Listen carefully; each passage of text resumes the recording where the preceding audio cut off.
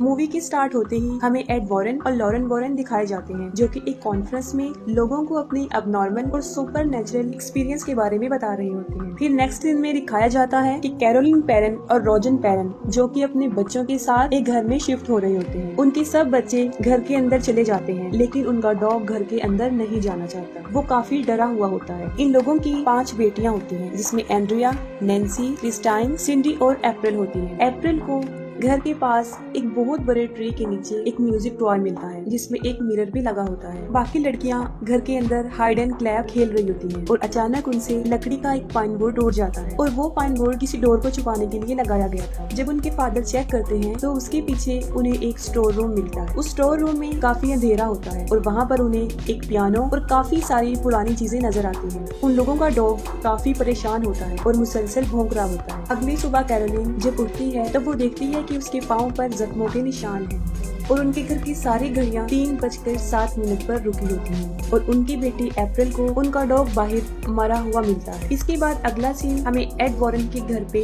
Ghost museum में दिखाया जाता है। वहाँ एड के साथ एक प्रेस रिपोर्टर भी होता है। वहाँ पर वॉरेन प्रेस रिपोर्टर को ये बता रहा होता है कि इस म्यूजियम में जितनी भी चीजें हैं वो सारी जिन्नात की भूतों की है या उन्हें जादू टोनों में इस्तेमाल किया गया है और ये गोस्ट महीने में एक मरतबा यहाँ आके प्रेयर करते हैं। फिर एड उन्हें एक एनाबेल डॉल के बारे में बता रहे होते हैं। वो बताते हैं कि इस डॉल में एक बहुत बड़ी शैतानी ताकत जिसने इसे अपना सोर्स बनाया हुआ है। इसके बाद फिर हमें वो फार्म हाउस दिखाया जाता है, जहाँ पर जैसे ही 3:07 होते हैं घड़ी वहीं पर रुक जाती है और ठीक उसी वक्त बुरी चीजों का टाइम शुरू हो जाता है। फिर क्रिस्टीन जब अपने बेड पर सो रही होती है तब कोई जोर से उसका पाँव खींचता है और इसके साथ उसे बहुत गंदी स्मेल भी आती है। सिंडी को नींद में चलने की आदत होती है और वो नींद में चलते चलते एंड्रिया के रूम में चली जाती है और बहुत अजीब तरीके से अलमारी पर अपना सर मार रही होती है। अगले दिन सुबह को कैरोलिन की बॉडी पर एक और जख्म का निशान दिखाई देता है। रॉजर जब घर से बाहर जाता है तब वो देखता है कि ट्री के ऊपर एक कबूतर मर के नीचे गिरा है। ये देखकर वो काफी हैरान हो जाता है और जाहिर है ये बात उस चीज की तरफ इशारा कर रही थी कि वहाँ पे किसी शैतानी ताकत का कब्जा है। और घर पर अप्रैल और कैरोलिन अकेले होते हैं। तब अप्रैल किसी से बात कर रही होती है, लेकिन वहाँ पर कोई भी मौजूद नहीं होता। फिर अप्रैल कैरोलिन को हाइड एंड क्लैप खेलने का कहती है और कैरोलिन उसे ढूंढते हुए जब एंड्रिया के रूम में जाती है वहाँ पर अलमारी खुद ब खुद खुल जाती है। अलमारी में से हाथ को कोई बाहर निकालकर क्लैप करता है। ये देखकर कैरोलिन काफी शॉक तो हो जाती है, लेकिन वो इस बात पर ज्यादा ध्यान नहीं देती। इसके बाद फिर क्रिस्टीन का सोते हुए कोई पाँव खींचता है और इस बार पहले से ज्यादा जोर से कोई उसका पाँव खींच देता है और वो काफी डर जाती है। फिर वो नोटिस करती है कि दरवाजे के पीछे कोई खड़ा हुआ है जो उसे कह रहा है कि वो उसे और उसकी पूरी फैमिली को खत्म कर देगा। उसके साथ नैन्सी भी वहाँ पर होती है, लेकिन उसे कुछ भी नजर नहीं आता, लेकिन काफी बुरी स्मेल आ रही होती है। फिर सुबह क्रिस्टीन ये सब कुछ रॉजर और अपनी पूरी फैमिली को भी बताती है। कैरोलिन को दिखाया जाता है और अब उसकी बॉडी पर कई जगह पर जख्मों के निशान होते हैं। तभी उसे बच्चों के खेलने की आवाजें आती हैं। तब वो उन्हें चेक करती है, लेकिन सब बच्चे अपने रूम्स में सोए होते हैं। फिर अचानक से वहाँ पर एक अजीब चीज होना शुरू हो जाती है। घर के सारे फोटो फ्रेम्स खुद ब खुद नीचे गिर जाते हैं और सबके सब टूट जाते हैं। इसके साथ ही कैरोलिन को एक लड़की की आवाज आती है। वो उसकी आवाज को फॉलो करती है। जब वो बेसमेंट के पास पहुँचती है तब खुद ब खुद बेसमेंट का डोर ओपन हो जाता है। कैरोलिन बेसमेंट में जाकर जब वहाँ से भागने की कोशिश करती है तब उसके डोर खुद ब खुद बंद हो जाते हैं। कैरोलिन सीढ़ियों से नीचे गिर जाती है। तभी उसकी तरफ कोई एक बॉल फेंकता है। कैरोलिन फिर से भागने की कोशिश करती है, लेकिन अब वहाँ पर काफी अंधेरा हो जाता है। फिर कैरोलिन माचिस की तीली जलाकर वहाँ देखती है, तब पीछे से कोई लड़की उसे डरा रही होती है और साथ साथ क्लैप कर रही होती है। कैरोलिन वहीं फंस जाती है और सिंडी एंड्रिया के रूम में पहुंचकर फिर से अलमारी पर अपना सर पटक रही होती है। एंड्रिया ये देखकर सिंडी को अपने साथ सुला लेती है। तभी अचानक से उस अलमारी का डोर खुद ब खुद ओपन हो जाता है। एंड्रिया उस अलमारी को खोलकर चेक करती है, तब उस अलमारी के ऊपर एक औरत का गोश्त बैठा होता है जो उस पर अटैक कर देता है। फौरन रॉजर वहाँ पर पहुँच जाता है। तब वो सुनता है कि हर तरफ से किसी के चीखने चिल्लाने की आवाजें आ रही हैं। सबसे पहले वो बेसमेंट का दरवाजा खोलता है और कैरोलिन को वहाँ से निकालता है। वो दोनों बेसमेंट से बाहर आके ऊपर जाते हैं और अपने सब बच्चों को एक जगह इकट्ठा कर लेते हैं। अब वो काफी डर चुके होते हैं। फिर नेक्स्ट सीन में एक यूनिवर्सिटी दिखाई जाती है, जहाँ पर एड वॉरेन सुपर नेचुरल चीजों के बारे में लेक्चर दे रहे होते हैं और उन्हीं ऑडियंस में कैरोलिन भी सुन रही होती है। लेक्चर के खत्म होते ही कैरोलिन एड वॉरेन और लॉरेन वॉरेन के पास जाती है और उन्हें रिक्वेस्ट करती है कि वो उनके घर पर आए, जिस पर एड और लॉरेन उनके घर चले जाते हैं। तब कैरोलिन और रॉजर उन्हें सारा माजरा बताते हैं कि हालात दिन ब दिन बिगड़ते जा रहे हैं। वो बताते हैं घर में गंदी स्मेल आती है, रात में 3 दफा दरवाजा नॉक होता है और सुबह होकर बंद हो जाता है, और जो भी बर्ड उनके घर पे आकर बैठता है सुबह उनके गार्डन में मरा हुआ मिलता है। घर की सारी घड़ियां 3:07 पर रुक जाती हैं। उनके जवाब में एड उन्हें बताता है कि ये सब कुछ वहाँ पर शैतान होने की तरफ इशारा कर रहे हैं। इसके बाद वो लोग बेसमेंट में जाते हैं और वहाँ पर जाकर लॉरेन समझ जाती है कि यहाँ पर कुछ अच्छा नहीं हुआ और उसी जगह पर काफी बुरे हालात हो चुके होते हैं। एड उस घर में होने वाले सारे इंसिडेंट्स का कैरोलिन से पूछते हैं और उन सब बातों को रिकॉर्ड कर लेते हैं। दूसरी तरफ लॉरेन अप्रैल से उसकी एक फ्रेंड के बारे में पूछ रही होती है, जिस पर अप्रैल उसे वो म्यूजिक टॉय दे देती है। जब लॉरेन उस म्यूजिक को प्ले करती है तब वो देखती है कि उसके मिरर में एक छोटे बच्चे की सोल है और वो उसी बच्ची रोरे की होती है, जिसके बारे में अभी वो अप्रैल से पूछ चुकी होती है। वो लोग फिर उस दरख्त की तरफ जाते हैं जहाँ पर उन्हें ये म्यूजिक टॉय मिला था। तभी लॉरेन वहाँ पर उस गोश्त को देखती है जो इस फैमिली को परेशान कर रहा था। फिर लॉरेन कैरोलिन और रॉजर को ये बताती है कि इस घर में एक बहुत बड़े शैतान का कब्जा है और जब वो यहाँ पर आई थी तभी उसने उनको देख लिया था और ये एक काले शैतान की रूह है जो बड़ी ताकतवर है। वो उन्हें बताती है कि उसने कैरोलिन, रॉजर और उनके बच्चों के पीछे भी इसके साई को देखा था।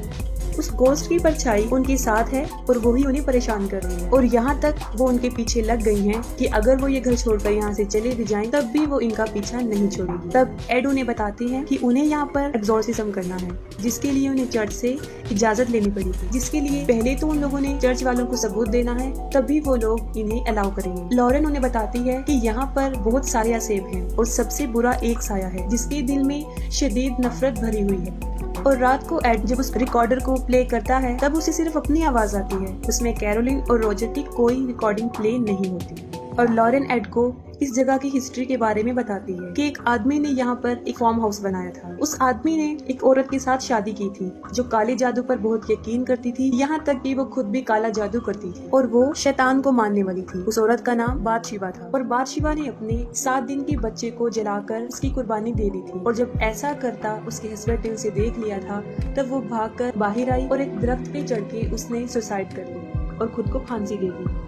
इस इंसिडेंट के बाद उस घर में कई ज्यादा डेथ्स हुई, जैसे रोरी नाम का एक बच्चा गुम हो गया था और उसके गम में उसकी माँ ने उसी घर के स्टोर रूम में सुसाइड कर ली थी। इसके अलावा उस घर की एक नेबर ने भी वहाँ पर सुसाइड की और एक बच्चे की वहाँ पर मौजूद एक तालाब डूबने से मौत हो गई थी। वो लोग जब ये बातें कर रहे होते हैं तब अचानक से प्लेयर खुद ब खुद प्ले हो जाता है और अब एड की आवाज के साथ एक गोस्ट की आवाज भी आती है जो कि काफी खौफनाक थी और उस वक्त टाइम भी 3:07 हो रहे थे। अगले दिन एड और लॉरेन रॉजर के घर पे जाते हैं और सारे सबूत इकट्ठे करते हैं ताकि वो चर्च को दिखा सके। इस काम को करने के लिए एक पुलिस ऑफिसर उनकी मदद करता है और उसके साथ एक लड़का ब्रैड भी। वो लोग इस घर के चारों तरफ कैमरास और वॉइस रिकॉर्डर लगा देते हैं और अंदर लॉरेन, कैरोलिन और उसकी फैमिली की एक पिक्चर को देखती है और अपनी पावर से वो ये समझ जाती है कि ये मोमेंट जब उन्होंने ये पिक्चर कैप्चर की थी उनके लिए सबसे खास था। एड सारे रूम्स में हॉली वाटर को छिड़कता है ताकि अगर वहाँ पे कोई शैतानी पावर हो तो उन्हें इससे तकलीफ पहुँचे और उसकी हरकत से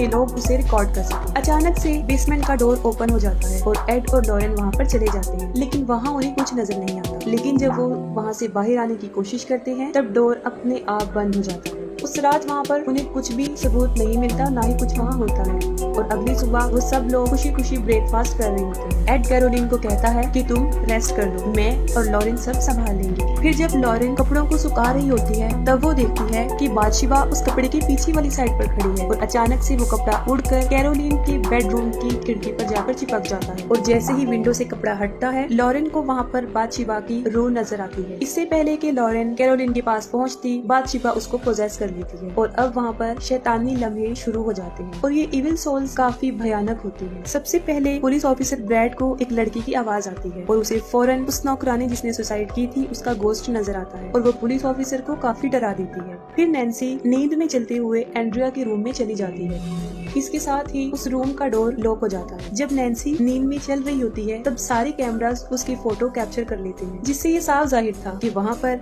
नैन्सी के अलावा भी कोई मौजूद है। और जब नैन्सी रूम में होती है तब उसे एक बच्चे की आवाज आती है जो उसे कह रहा होता है कि वो छुप जाए। सब लोग उसी रूम की तरफ भागते हैं, लेकिन ना तो उन्हें वहाँ वो बच्चा नजर आता है और ना ही नैन्सी। एड उसे टॉर्च लाइट की मदद से ढूंढ रहा होता है। तब वो देखता है कि नैन्सी दो दीवारों के बीच एक खाली जगह है, वो वहाँ पर है। अप्रैल लॉरेन को बताती है कि जब भी रोरी डरा हुआ होता है वो उसी जगह पर जाकर छुपता है, जिस पर लॉरेन फौरन उस जगह पर पहुँच जाती है। वहाँ पर उसे बच्चे के टॉयज नजर आते हैं और म्यूजिक प्ले की जगह भी, और वहाँ पर उसे वो रस्सी भी मिल जाती है जिससे बादशिबा ने सुसाइड किया था। अचानक से वहाँ पर एक लकड़ी टूट जाती है और लॉरेन वहाँ से गिर जाती है और एक स्टोर रूम में आ जाती है। वहाँ पर लॉरेन उस म्यूजिक के गिलास में देखती है, तब उसे रोरी की मदर की सोल नजर आती है जो कि बुरी तरह रो रही होती है। रोरी की मदर का गोस्ट लॉरेन को कहता है कि उसने उससे ऐसा करवाया था, और ये कहते ही वो वहाँ से गायब हो जाती है। और वहीं पर बादशिबा का गोस्ट भी होता है जो लॉरेन को काफी डरा देता है, और जब वो वहाँ से भागने लगती है तो वो उसके गले की चेन को खींचकर पीछे की तरफ लाती है। वो लॉकेट टूटकर वहाँ गिर जाता है जो उसे उसकी बेटी ने दिया था। लॉरेन की बेटी का नाम जूडी होता है, जिसमें उसकी पिक्चर भी लगी होती है। लॉरेन भागकर बाहर आती है और वो सबको बताती है कि ये बुरी परछाइयाँ सिर्फ माँ पर ही हावी होती है और माँ के हाथों ही उसके बच्चे की जान ले लेती है। वो उन्हें बताती है कि अब वो कैरोलिन को पोजेस कर रही है और उसकी बॉडी पर जो जख्मों के निशान है